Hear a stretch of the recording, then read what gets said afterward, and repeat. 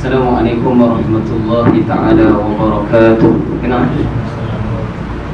Ila hadratin Nabiyyil Mustafa sallallahu alaihi wasallam wa ila azwajihi wa dhurriyyatihi wa ila ashabihi wa ila tabi'in wa ila tabi'ut tabi'in wa ila al-ulama wal nuqaba wal nujaba wa ila awliya'is salihin wa ila abaina wa ummahatina wa ila al-muslimina wal muslimat wal mu'minina wal mu'minat wa khususan ila syekhuna Syekh Daud bin Abdullah Al-Faqani rahimahullahu ta'ala bisiril Fatihah.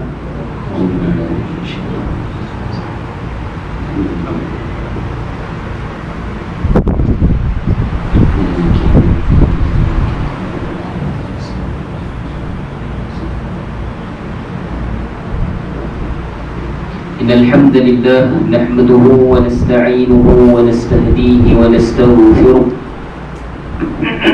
wa nu'minu bihi wa natawakkalu alayhi wa na'udzu billahi min shururi anfusina wa min sayyiati a'malina may yahdihillahu fala mudilla lahu wa may yudlilhu fala hadiya lahu.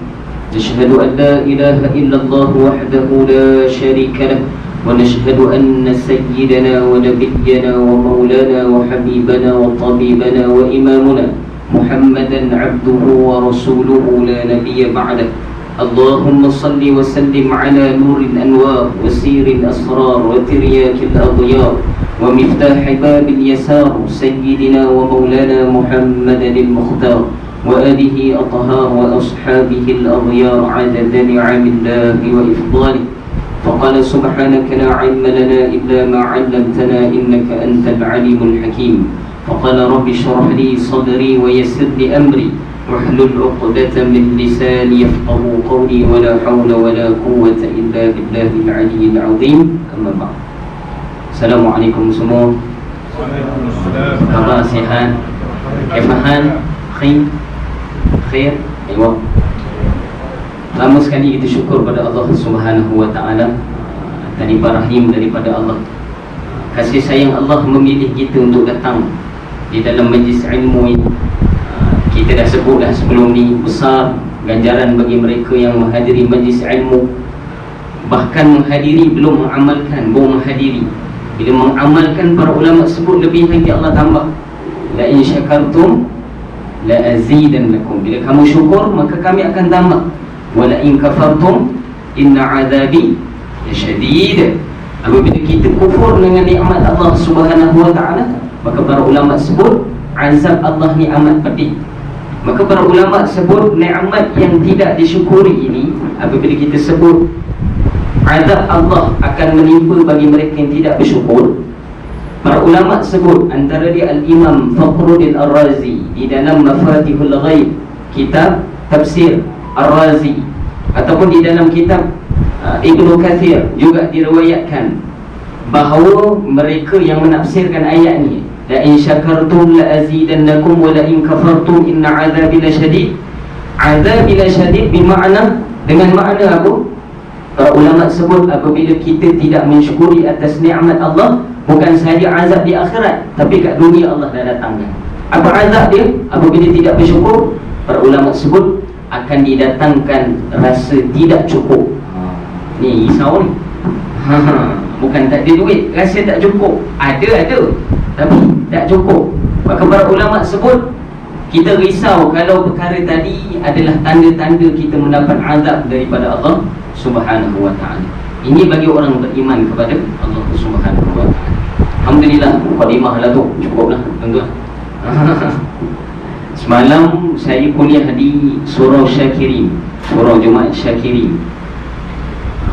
Mukadimah dia dah azan syak. La ilaha illallah, tak baca kitab lagi. Mukadimah waktu tu memang mukadimah kitab lah macam itu.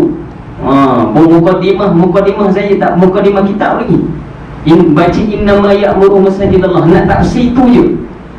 Mengikut kacamata ulama tafsir, bukan kita. Ulama tafsir kita mengikut, kena fas'alu ala dhikri in kuntum la ta'lamun.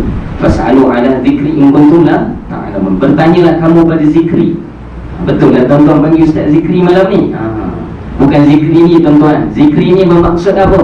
Mereka yang alim dan tawazun, balance. ahli dalam bidangnya.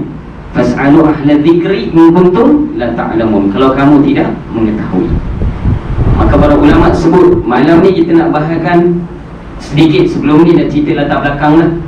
Betul kan? Kita dah kenal siapa Syekh Wan Daud bin Wan Abdullah Al-Fatani rahimahullahu ta'ala. Kita dah cerita siapa anak murid dia, betul kan? Sanad pengajian kita akan cerita malam ni sedikit. Kemudian sebelum kita membaca kitab ini, para masyayikh, para guru-guru kami dulu, sebelum diceritakan tentang apa yang perlu dibuat di dalam solat, pertama para ulama sebut kena faham apa itu solat dulu. Solat tu apa dia? Bagaimana ia diambil? Bagaimana ibadah ini menjadi fardu bagi kita? Adakah sebelum daripada baginda Nabi naik Isra' wal Mi'raj, sebelum itu ada solat ataupun tidak? Ke solat lepas tu, lepas ambil dulu baru semayang, ke sebelum tu tak ada semayang? Macam mana ni? Adakah ibadah solat ini bertepatan dengan syariatnya Nabi-Nabi terdahulu? Maksud dia ada tak sama dengan Nabi-Nabi dulu? Yang kita nak mengatakan bahawa Nabi ini adalah khataman Nabi, la Nabiya ba'di. Nabi ini adalah khatam, penutup segala para Nabi-Nabi, dan tak ada Nabi lepas tu. Adakah ibadah itu sama? Kita akan bahaskan nanti, boleh? InsyaAllah.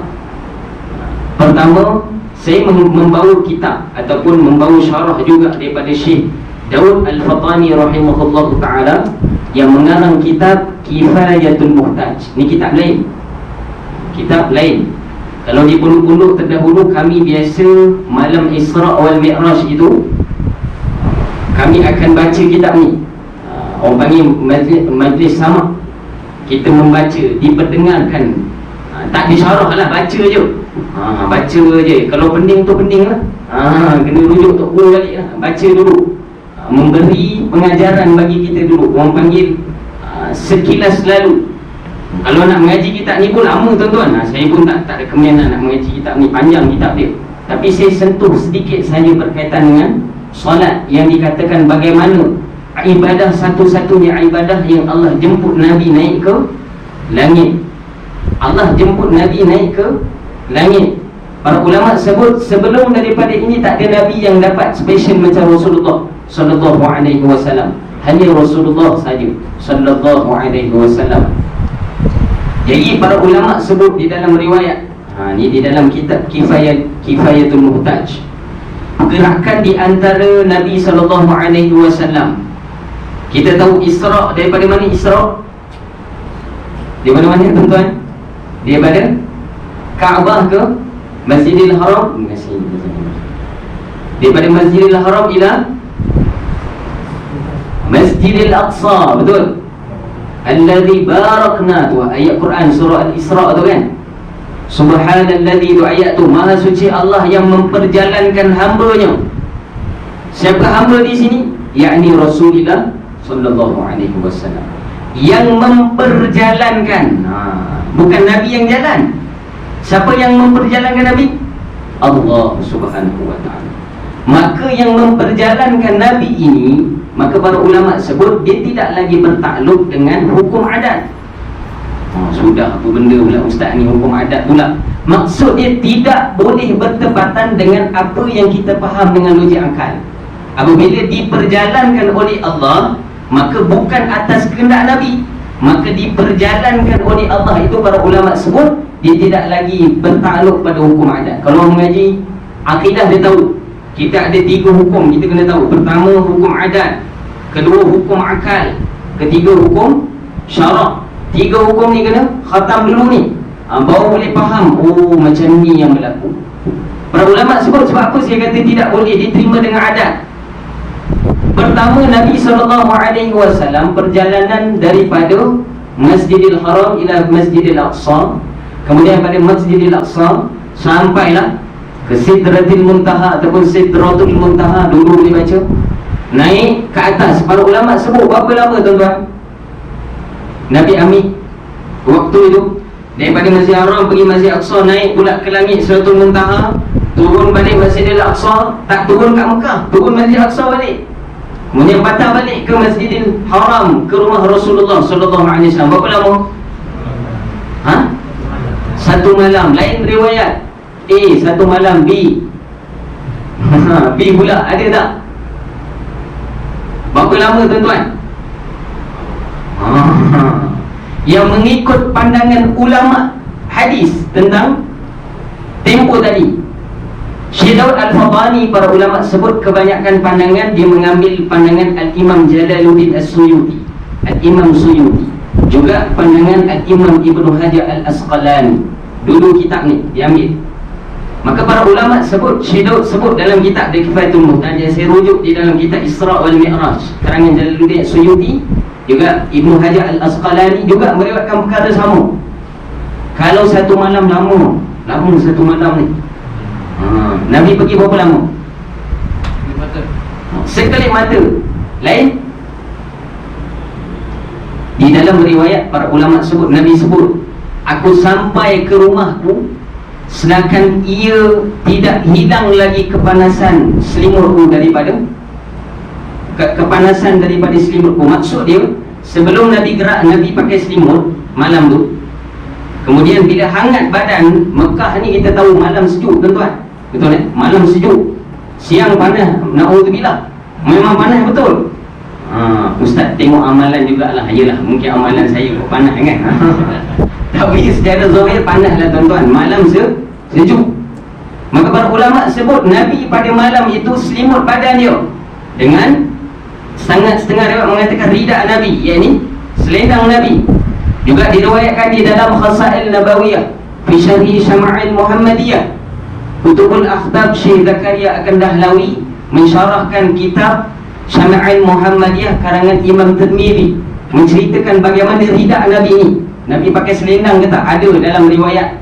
Bahkan riwayat itu diriwayatkan oleh riwayat yang banyak. Maka para ulama sebut Nabi memakai selendang ketika itu. Yang dimaksud bukan selimut, tapi selendang Nabi. Maka bila dibuka selendang Nabi, bila kita pakai, adalah rasa barang panas tu kan. Nabi sebut sebelum hilang rasa panas tu, Allahu Akbar. Laju tak tuan-tuan? Laju tuan-tuan. Maka para ulama sebut untuk difahami dengan hukum akal, bukan hukum akal, hukum adat, maka tidak boleh difahami. Adat kebiasaan memang tak faham lah. Mana boleh ustaz? Kurang-kurang mau 3 jam, 4 jam kan? Naik kapal terbang, orang dulu tak fikir 2-3 jam. Betul? Kita pergi ke Madinah berapa lama tuan-tuan? Mekah pergi Madinah lebih kurang berapa jam? Dekat 8 jam tuan-tuan. Tuan-tuan tidur tu mungkin lah sejam akhir tu baru bangun. Mutawif pun bangun kan, Labbaikallahumma, lepas tu senyap sampailah akhir. Akhir baru suara balik, tu baru jaga 8 jam tuan-tuan, lebih kurang. Saya daripada perjalanan Mekah, daripada Madinah nak pergi Mekah ketika itu, saya boleh khatamkan Quran 4 kali waktu tu. Boleh baca tu, baca dengan fasahah Hazan lah, baca boleh 4 kali. Lama lah tuan-tuan. Saya kata lama juga nak pergi Madinah ni, saya cakap lama. Para ulama sebut secara adat ketika zaman Rasulullah tak bertepatan. Tapi di sinilah Allah mengajarkan sains. Maksud dia apa? Mengajarkan adanya peningkatan dalam pengangkutan kita. Bahkan para ulama sebut peningkatan pengangkutan bukan saja di dunia ini, bahkan Allah telah datangkan lebih hebat daripada dunia ini. Apa dia? Di akhirat besok, yang ini di syurga Allah. Didatangkan dulu pengangkutan daripada syurga, yang ini dinaikkan daripada buruk. Para ulama sebut Allah boleh jalankan Nabi darat,